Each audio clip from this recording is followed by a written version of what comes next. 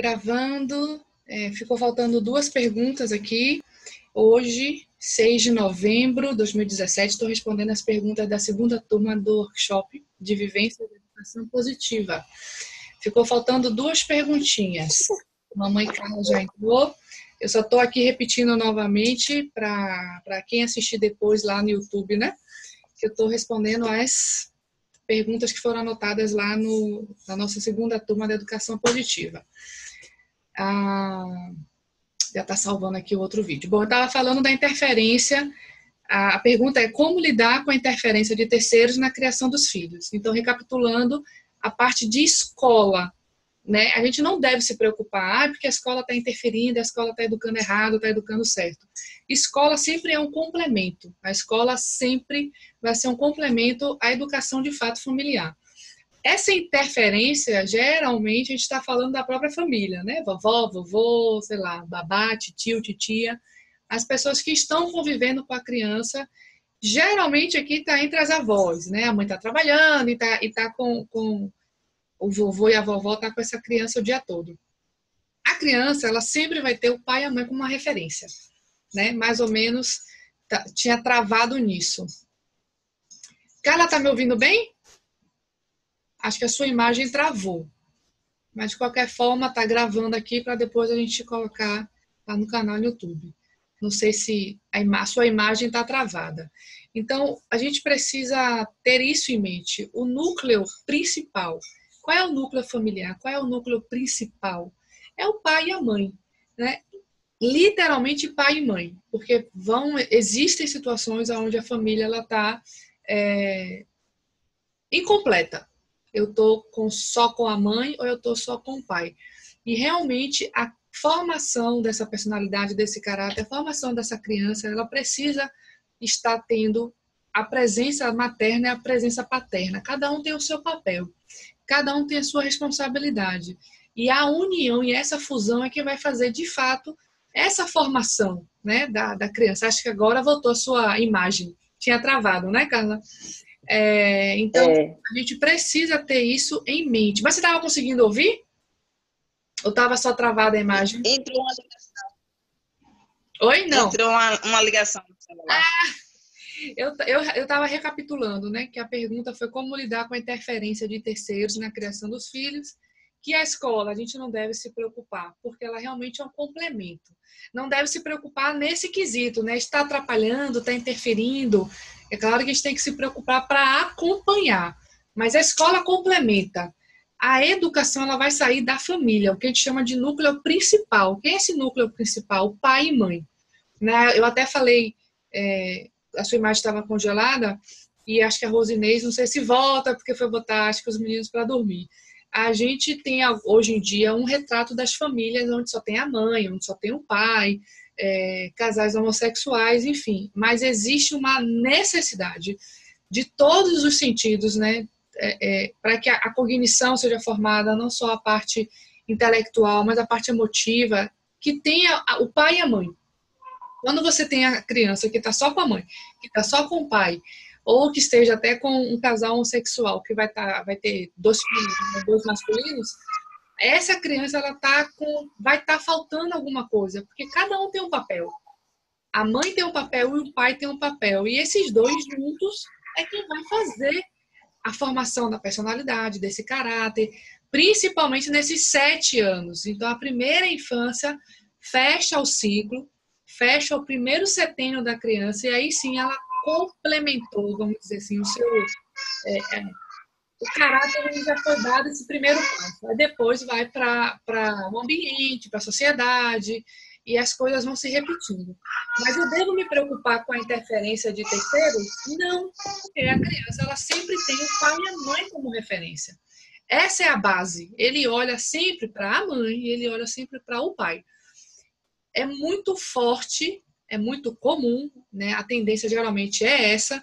A menina ela vai ter uma referência enorme com a mãe, então 2 anos, 3 anos, até 5 mais ou menos, ela vai estar literalmente repetindo a mãe, repetindo a mãe, repetindo a mãe. Porque é a referência, ela olha e ela vê essa referência e ela repete, Assim como um menino, ele vai repetir o pai.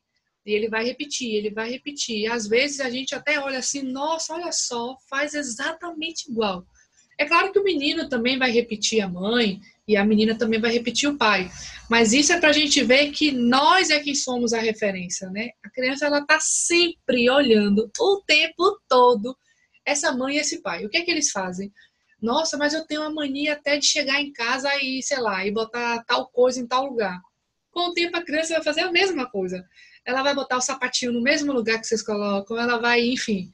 É exatamente o mesmo comportamento a criança repete. E ela não repete o comportamento da avó, mesmo que a avó passe o dia todo com a criança. Ela não vai repetir o comportamento dos amiguinhos, nem da professora. Ela repete do pai e da mãe. A forma como a gente fala, a forma como a gente, enfim, brinca até com as pessoas, as crianças repetem. Depois de 2 anos, aí é que a criança repete mesmo esse comportamento. Bom, então, essa é a pergunta de como lidar com a interferência de terceiros.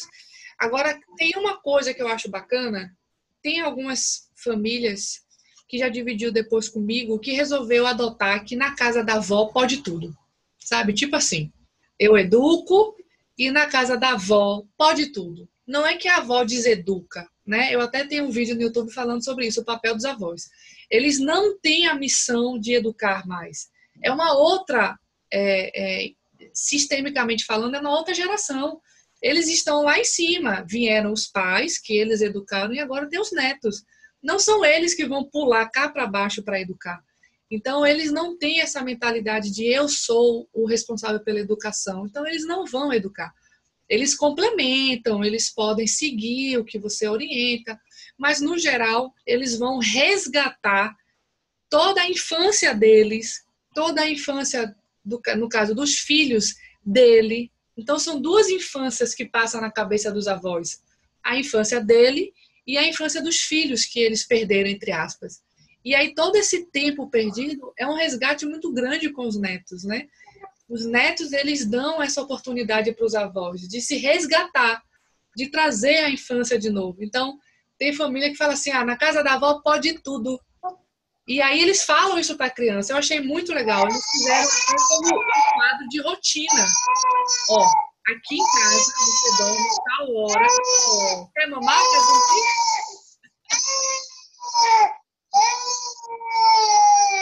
Quer mimir?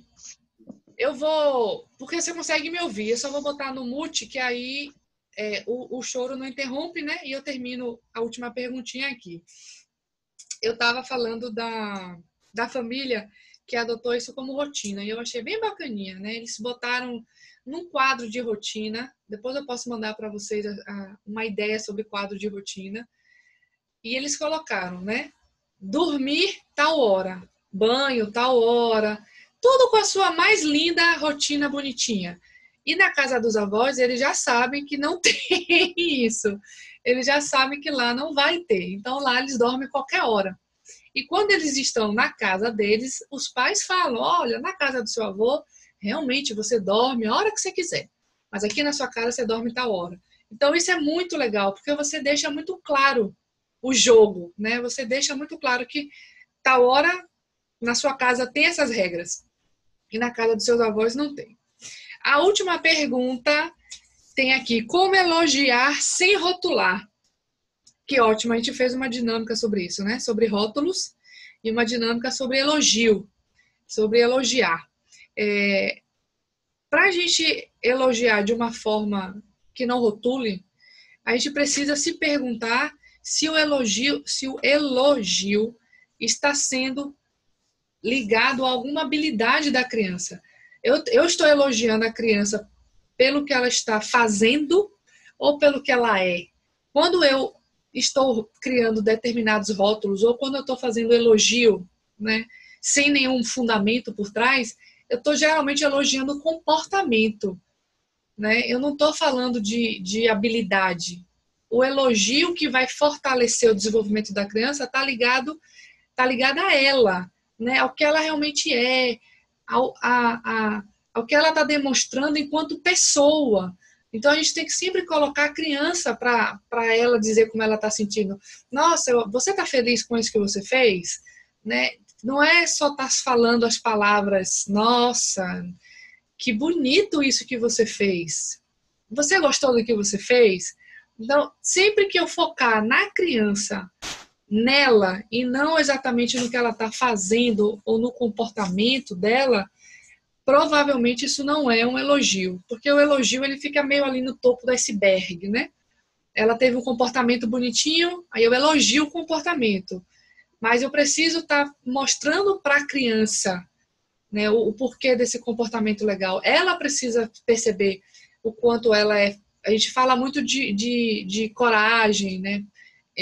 A inteligência, a habilidade da criança, o quanto que ela é forte, o quanto que ela é inteligente, o quanto que ela é capaz, né? Falar que ela é competente. Então, isso são habilidades que vai criar valor. Elogiar de uma forma que não crie rótulos é construir valor para essa criança. Então, o que é que eu estou falando? Não é que eu não possa falar, né? É claro que a gente vai falar, normal. Nossa, você tá linda hoje. E que princesa que você tá hoje. E não tem nenhum problema falar isso. Mas que isso não vire um hábito, porque ela com certeza vai crescer achando que o bom é ser princesa. Que o certo é ser princesa. E no dia que ela se vestir como uma gata borralheira, ela vai se sentir fora do mundo, porque ninguém vai virar para ela e falar: Nossa, que princesa você está. Né? Se virarem para uma menina e falar: Nossa, hoje você está parecendo uma gata borralheira, ela vai se sentir fora do mundo, ela vai se sentir à parte. Então, é sempre elogiar de forma que a gente crie valor para a criança. Eu acho que é isso. Tem alguma coisa, Carla, que você queira colocar? Alguma dúvida? Não sei se essas duas foram suas, porque não tem o nome. 4 foi da Rosinês e essas duas eu não sei de quem foi, mas estão aqui respondidas as 6 perguntinhas. Eu vou fazer o download e botar no YouTube agora, para quem quiser depois também ficar assistindo. Tem alguma coisa que você queira perguntar? Não? Não. Então, vai botar a menininha para dormir também. Um beijo, meu amor. Tchau, tchau, querida. Obrigada por estar aqui. Obrigada a Um você, beijo. Jéssica. Tchau, tchau.